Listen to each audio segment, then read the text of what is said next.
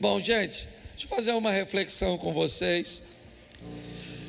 Eu tenho falado na última semana, nos últimos 10 dias, bastante sobre vozes.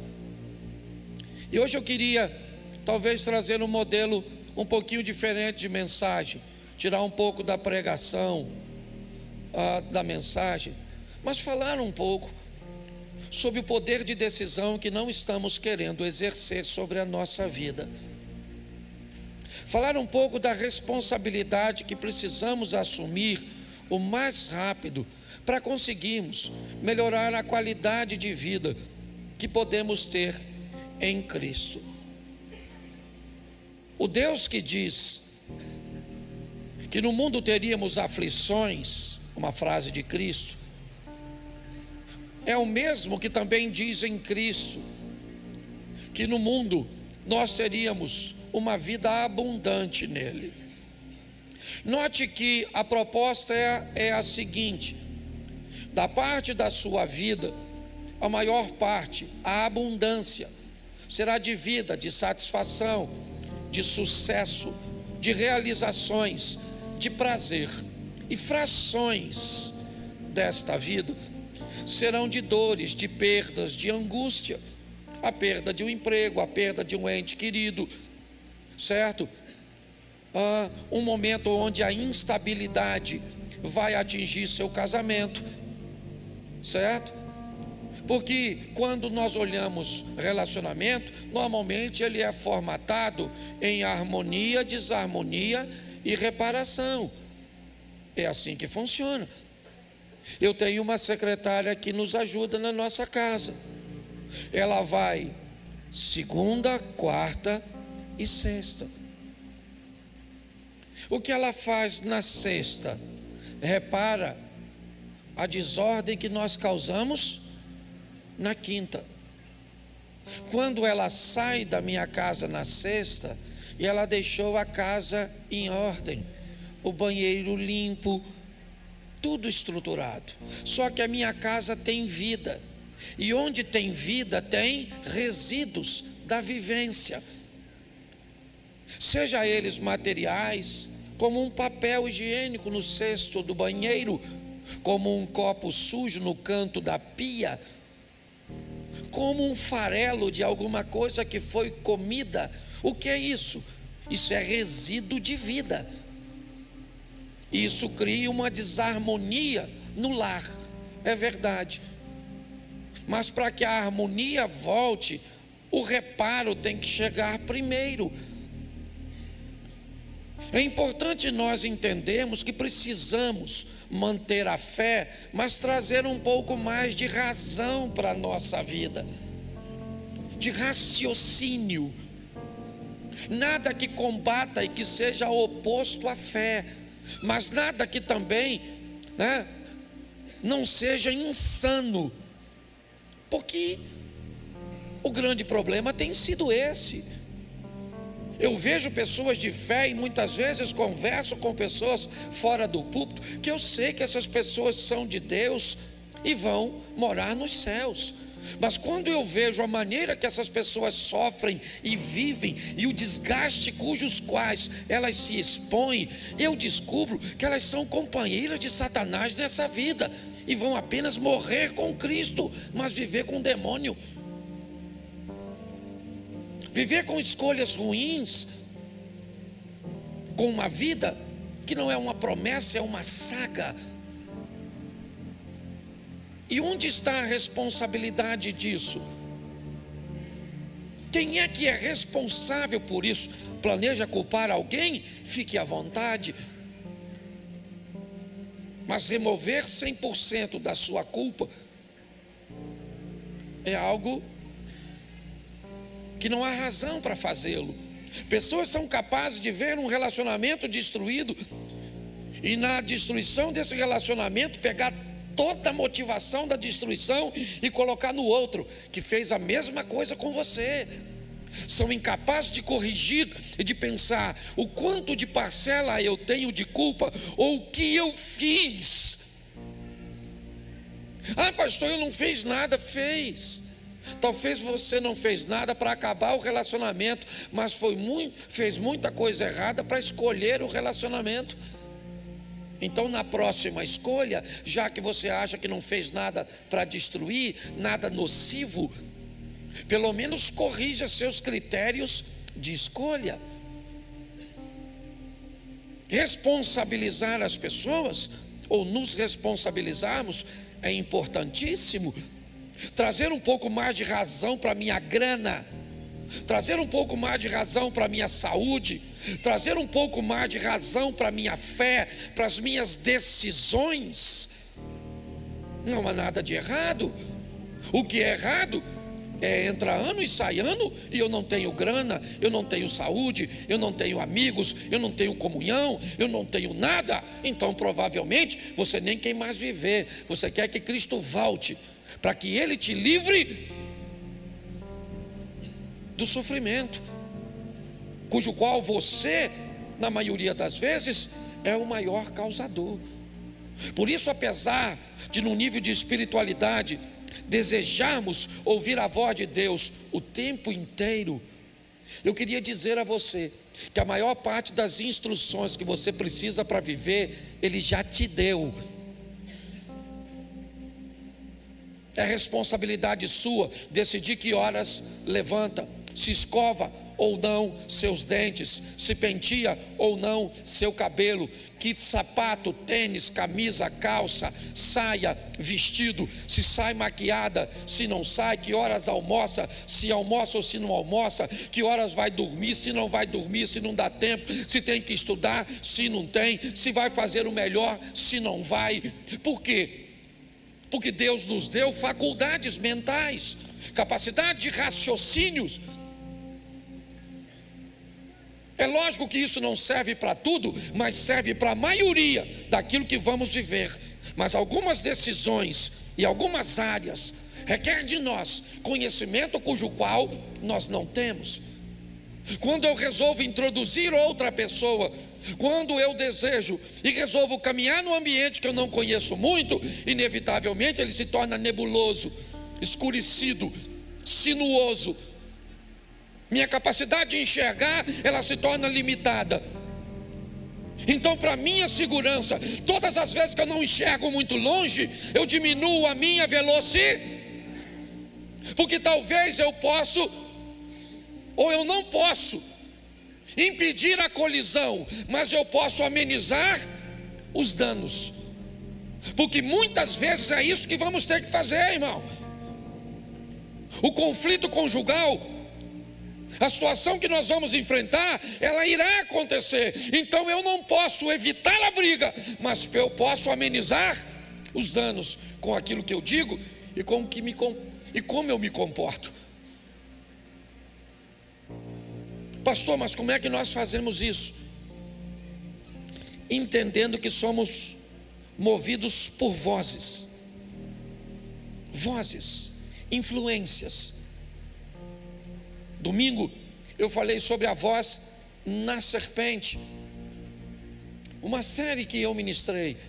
A voz na serpente, a voz na sarça, a voz na jumenta, a voz no ar, falando por detrás, no profeta Isaías, e a voz nos céus. Não havia voz da jumenta, não havia voz da sarça, não havia voz, me ajude aí, da serpente, não havia voz no nada, tinha alguém falando ali, e o que essa voz trazia consigo? No domingo eu mostrei que a voz na serpente, ela segue um padrãozinho que é fácil de identificá-la. Lembra qual é? Todas as vezes que você escutar a voz na serpente, aquilo que ela te mandar fazer, os outros não podem. Por isso que eles obedeceram a voz na serpente, mas tiveram que se esconder. Foi assim com Eva e Adão, foi assim com Acã, foi assim com Sansão, foi assim com Ananias e Safira. Estou só fazendo uma retrospectiva. Vai fazer, tem que esconder, tem que fechar a porta, ninguém pode ver, não pode falar, olha, traz vergonha, traz humilhação, é isso? Então, você pode ter certeza que se depois de fazer algo, você tem que ir para as trevas, para a escuridão, para o oculto, não foi Deus que te falou, foi o Satanás na serpente, que também não é nem mais serpente, está atualizado. Celular, certo? Hoje não tem mais, certo? E não bota a culpa no celular, não. O celular é do Satanás? Não. Televisão é do Satanás? Não. A pessoa que está usando que pode estar influenciado, tá certo? Então é assim que funciona. Hoje eu quero falar de duas vozes, rapidinho. A voz da jumenta. Uma jumenta falante. Tu acredita?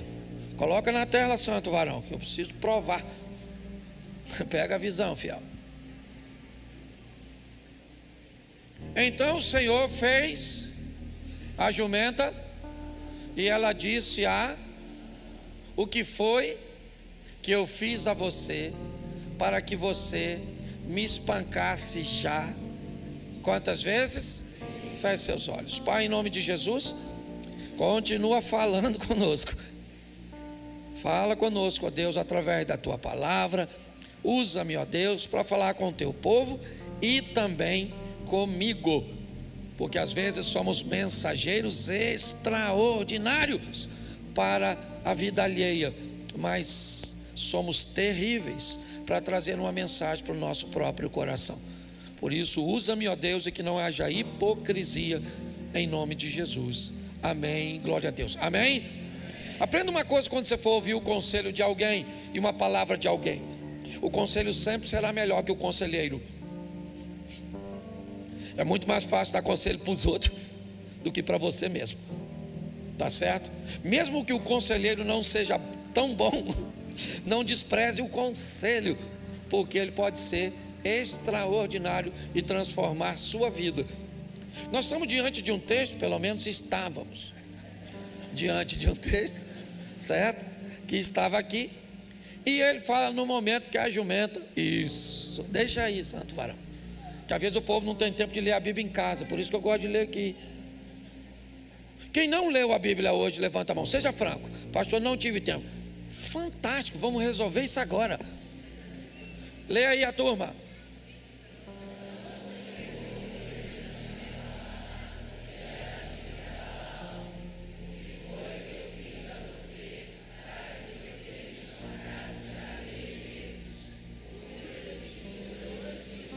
Quem já leu a Bíblia hoje, levanta a mão. Nossa, foi fantástico. É fácil, né? Olha só, preste atenção aqui que a história é que é interessante. Olha só, o povo está chegando próximo a Jericó, território dos Moabitas. O rei de Moabe se chama Balaque. Ele é o rei dos Moabitas. O povo está chegando liderado, e Balaque fica com medo deste povo. É um povo que Deus tem abençoado. Ele não sabe o que fazer com aquela situação.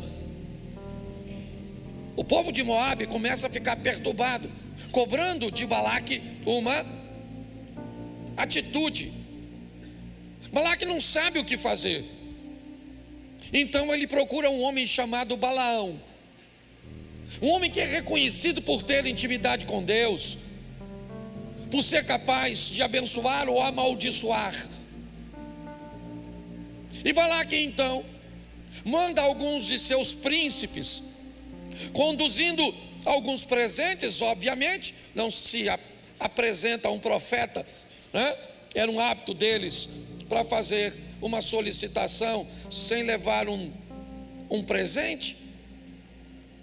E quando os mensageiros de Balaque chegam a Balaão, Balaão diz: fica comigo essa noite, porque eu vou conversar com Deus a respeito da sua petição. Qual era a petição? Vem, porque Balaque está te chamando, porque vem um povo e Balaque está com medo. e ele precisa que você amaldiçoe este povo. No amanhecer, Balaão chama os príncipes e diz o seguinte para eles: vão embora, porque eu recebi uma mensagem de Deus que eu não posso amaldiçoar esse povo, porque este povo Deus abençoa. Os mensageiros voltam para Balaque e diz a Balaque: olha, Balaão não quis vir falar contigo, certo? Ele não vai vir aqui e não vai amaldiçoar. Balaque diz: então vão melhorar a oferta. Agora vamos mandar um novo grupo de mensageiros. Eles levam agora uma proposta melhor. São homens mais honrados. Da primeira vez que foram num carro popular. Agora já chegam no importado. A proposta agora é mais expressiva. E chegam e dizem a Balaão: Balaão, Balaque nos mandou, pedindo para que você vá até lá para amaldiçoar. Sabe o que Balaão diz? Fica aqui porque eu vou falar com Deus. Bom, nós estamos com um homem de Deus chamado Balaão, que me parece que sabe poucas coisas a respeito de Deus. Deus não é homem para que minta, não é filho do homem para que se Se ele já perguntou a primeira vez, e na primeira vez Deus diz não vou fazer, não é para perguntar. Só que eu pergunto a você: por que você acha que Balaão pergunta de novo? Me ajuda. Por causa da oferta. Você está entendendo? O propósito do inimigo é sempre melhorar a oferta. Tá certo? Para tirar você do caminho, ele melhora a oferta.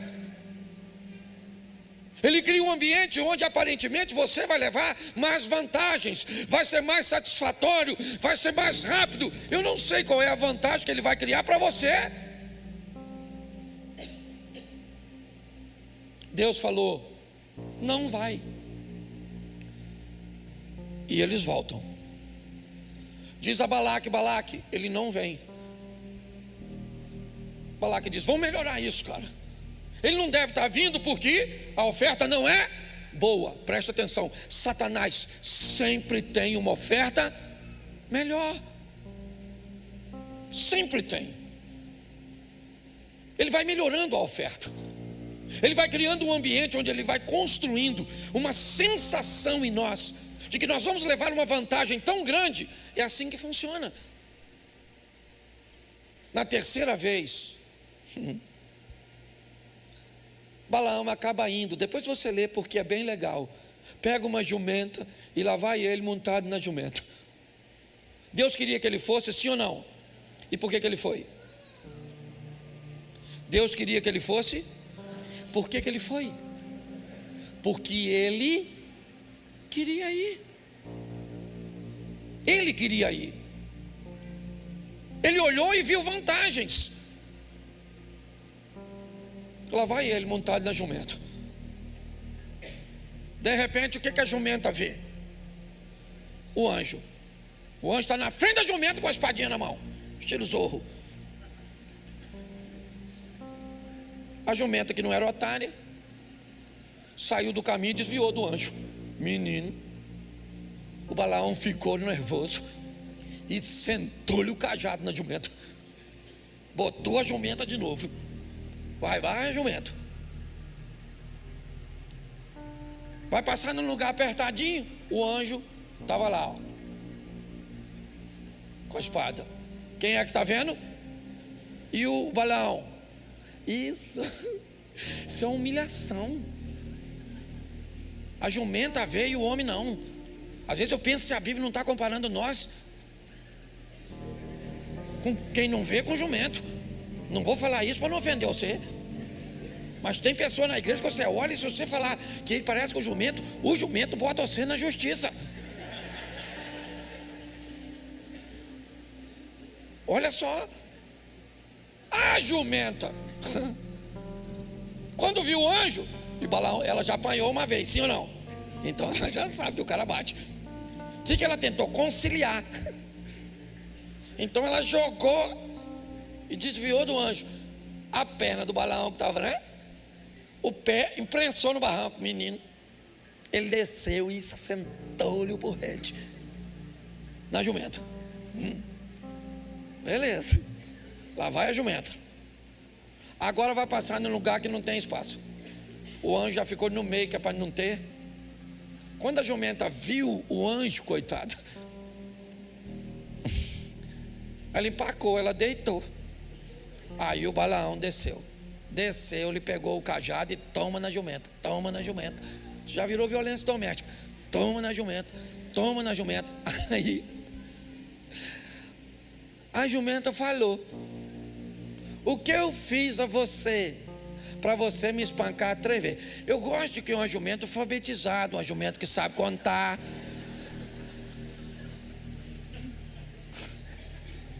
Que jumento que contou? Apanhei uma vez, apanhei 2. Só a jumenta que foi na escola. Eu não instruída. Isso indica, obviamente, que não é a jumenta que está falando, é alguém que está falando nela. O que essa voz que vem na jumenta quer? É interessante se você ler o 29, porque aí piora. Balaão respondeu a quem?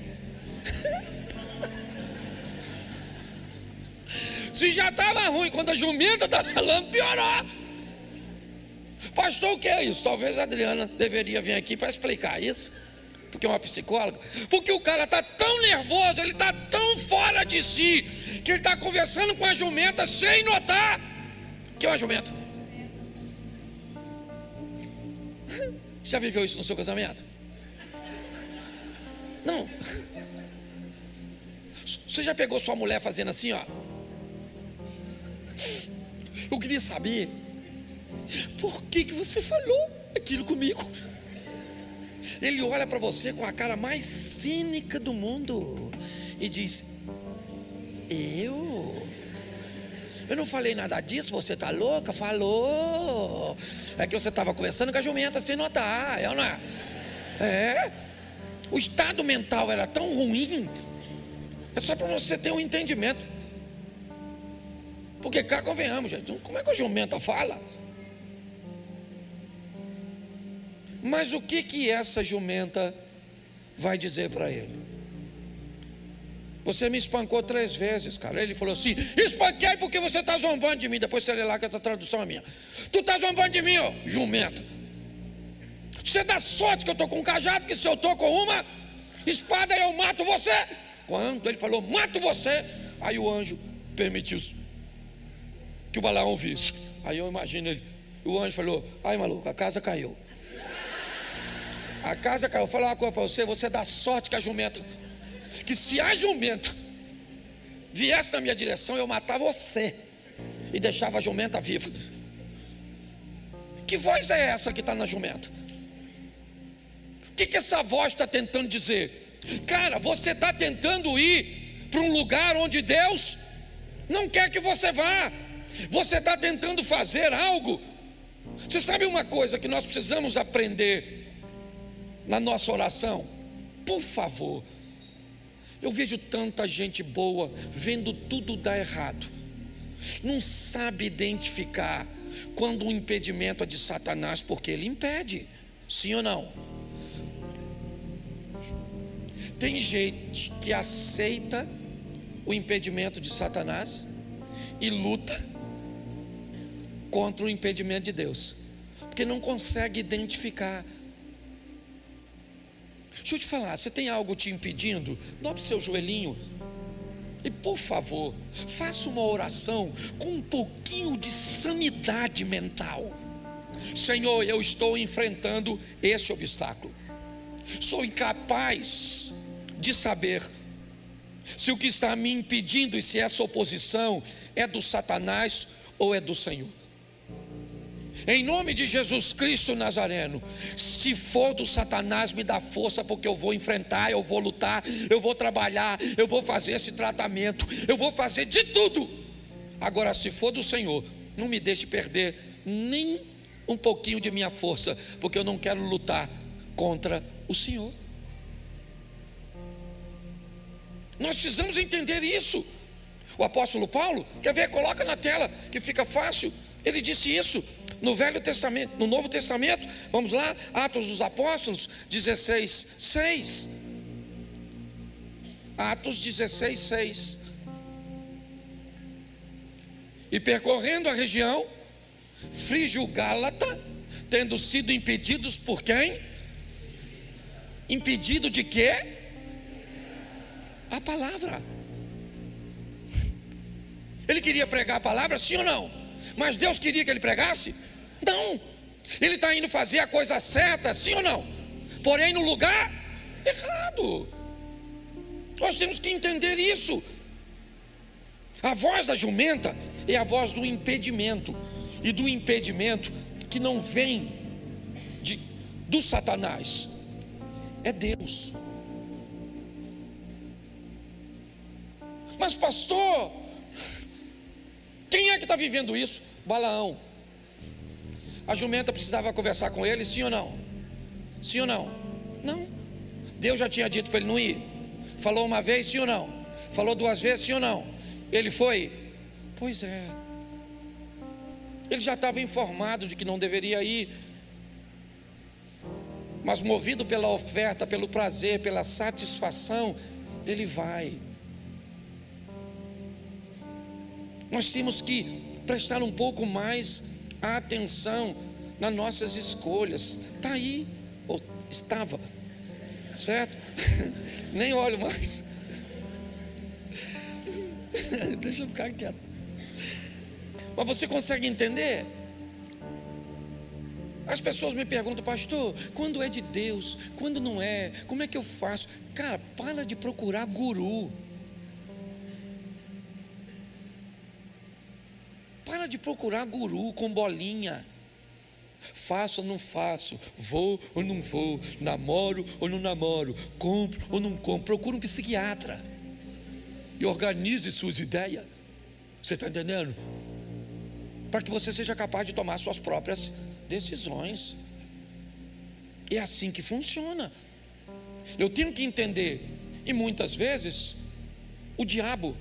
Bom, nós vamos aqui usar o exemplo do terreno da igreja. Eu fui impedido de comprar um terreno da igreja. Dava para ter comprado. Dava. Mas eu olhei e falei, cara, tem alguma coisa. E quem estava nos impedindo de comprar o terreno da igreja, nitidamente, era Deus, porque tinha um terreno muito melhor para nós. Ah, pastor, então o seu problema é pressa. O seu problema é imediativo, tem que ser agora, tem que ser desse jeito. Não é agora, pega tudo, isso, vambora. Então tá jóia, quebra a cara aqui, vai quebrar a cara ali, vai para o céu quebrando a cara, tá bom. É esse estilo de vida que você resolveu? Você quer o quê? Quer vir para a igreja? Você pode definir que estilo de vida. Ah, pastor, eu gostaria que Deus abrisse as portas para eu ganhar alguma coisa. Beleza, você definiu um padrão de vida. Quem ganha, ganha.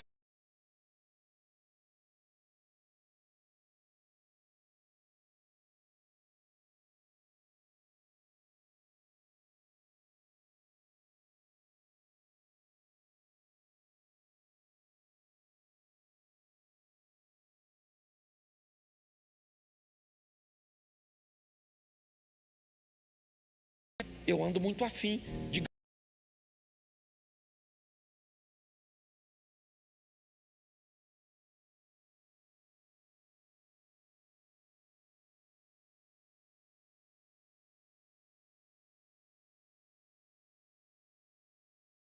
Fiz o elogio a Luciano. Luciano, olha que relógio bonito esse seu. Ele falou, Cláudio, é um Lamborghini, eu ganhei quando fui à Itália. Falei, pô, cara, relógio maneiro. Beleza. Ele foi embora. Uns meses depois eu encontrei com ele. Ele pegou o relógio, tirou do pulso e falou, Cláudio, toma. Eu falei, não quero. Ele falou, toma, cara. Eu falei, não quero, cara. Eu fiz um elogio, mas eu não quero seu relógio. Eu fiquei até constrangido. Ele falou, Cláudio, toma o relógio. Eu falei, não quero, cara, me perdoa, eu não quero. E ele foi embora. Umas 2 ou 3 semanas depois ele me liga e falou, Cláudio. Eu falei, oi. Ele falou, roubaram o seu relógio. Aí eu falei, como é que é? Ele falou, fui gravar um vídeo no Rio Grande do Norte, Natal, e vieram, roubaram o relógio, câmera, roubaram o celular, roubaram tudo. Beleza, ficou eu e ele. Aí eu fui para os Estados Unidos. Cheguei lá, o cara tinha o mesmo relógio que o Subirá queria me dar. Aí eu já não elogiei. Aí um dia ele falou assim, Cláudio, toma esse relógio. Aí eu entendi que era Deus que estava querendo me dar. Mas eu prefiro comprar do que ganhar, porque eu quero viver um estilo de vida de conquista. Você está entendendo? Não tem nada de errado, mas você pode decidir. É isso que eu quero. Pare, entendeu? Pare de querer ganhar as coisas e desenvolva um estilo de vida onde você esteja pronto para ganhar, para vencer, para lutar. E os impedimentos que aparecerem entre você e aquilo que você quer realizar, você vai para Deus e pergunta, Senhor, me dá um entendimento. Eu preciso saber como eu estabeleço a minha oração. Eu quero lutar contra toda oposição que não seja de Deus, mas não quero mover uma palha para me defender do que Deus quer fazer na minha vida, porque a vontade de Deus é boa, perfeita e agradável. Tenho pensamentos a respeito de vós que são pensamentos de paz e não de mal, para dar a você o fim que você deseja. Mas a próxima voz, ela não é a voz do impedimento. Mateus 3,17. Mateus 3,17. Eis que uma voz dos céus dizia o quê? Este é meu filho, em quem me agrado. Presta atenção. Jesus está passando para o Jordão, quando João Batista está batizando. Jesus para e diz a João, eu vim para ser batizado. João disse, eu é que tenho que ser batizado pelo Senhor, por uma questão de autoridade instituída aqui na terra, e ela era João. Jesus diz a João, tem que ser assim, para que se cumpra a justiça. João disse, então, vem para cá que eu te batizo. No momento em que Jesus é batizado, uma pomba começa a descer sobre ele, né? Uma imagem de uma pomba vem sobre ele, e uma voz dos céus diz, primeiro, para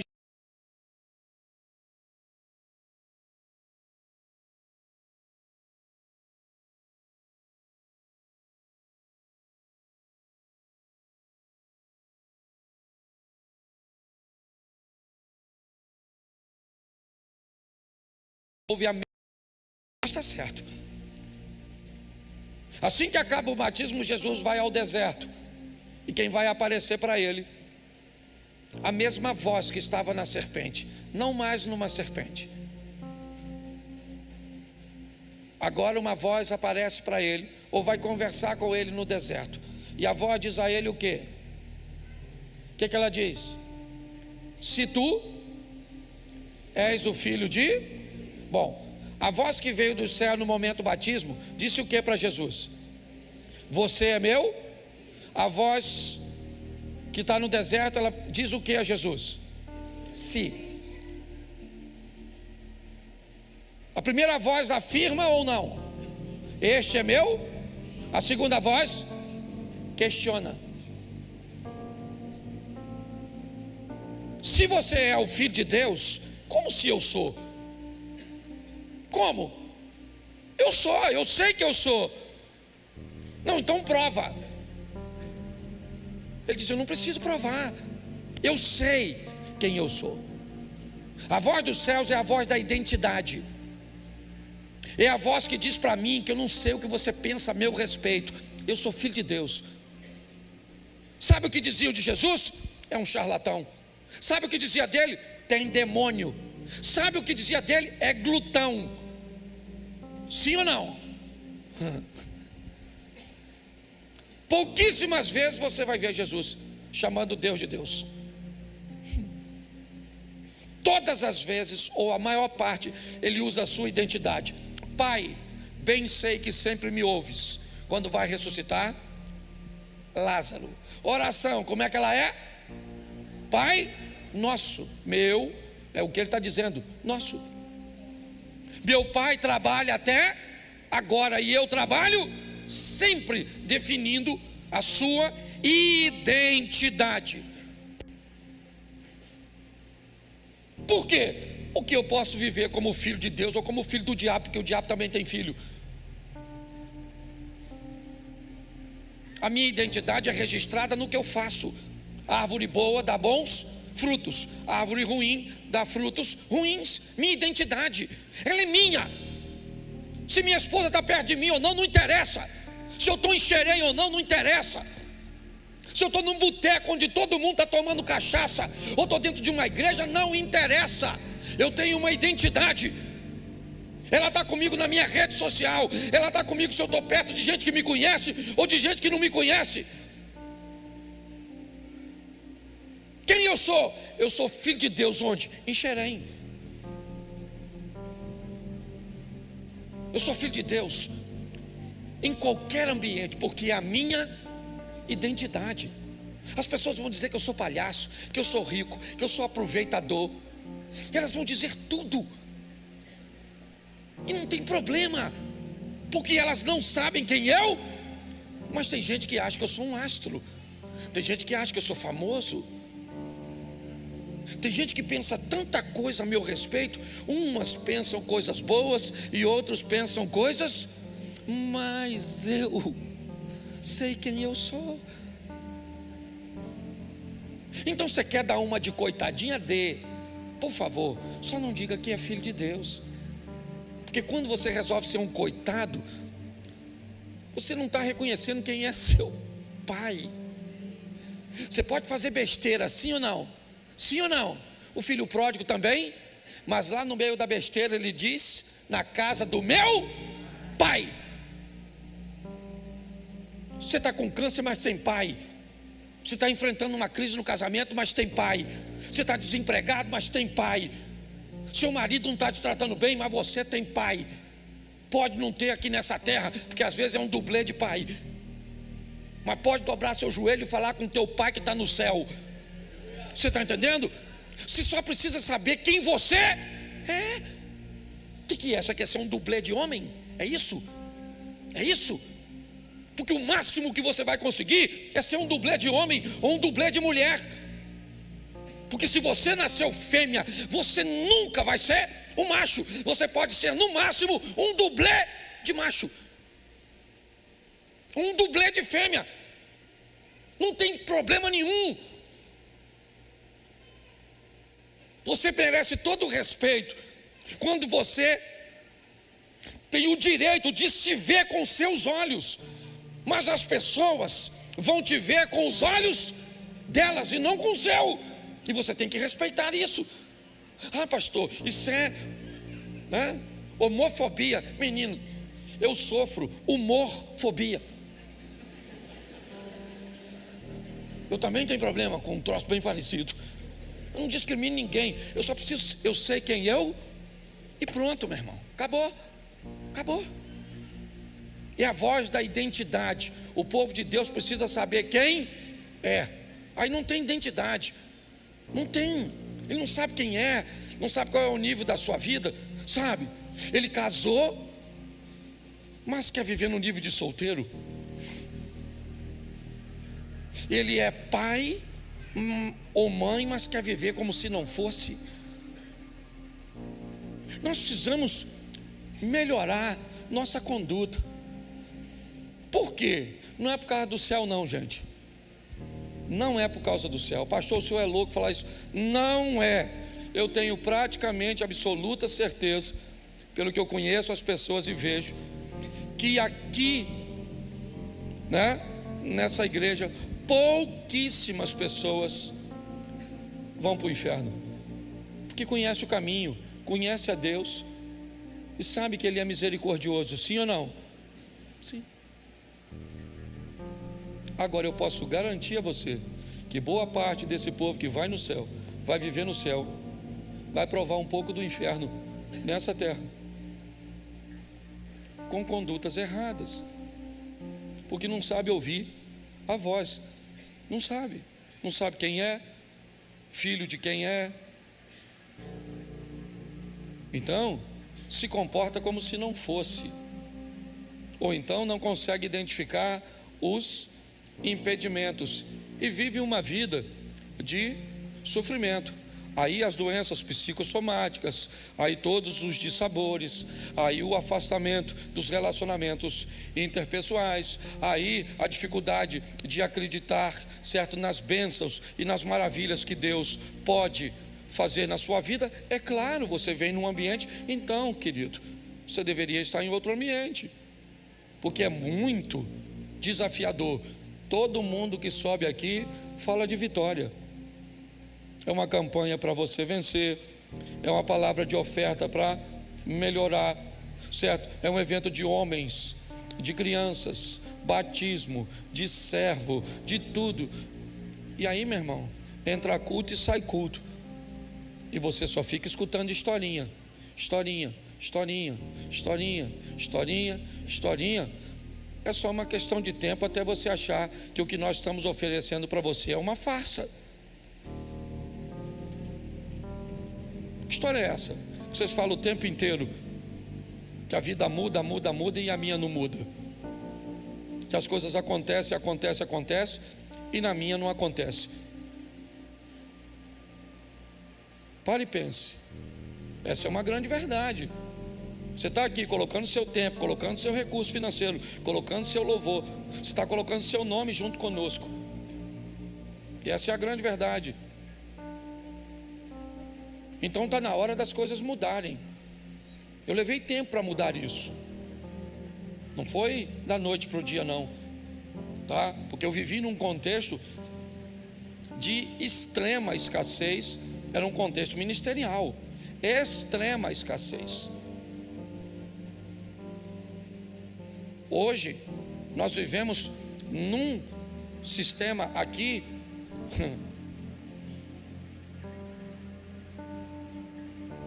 de extrema fartura.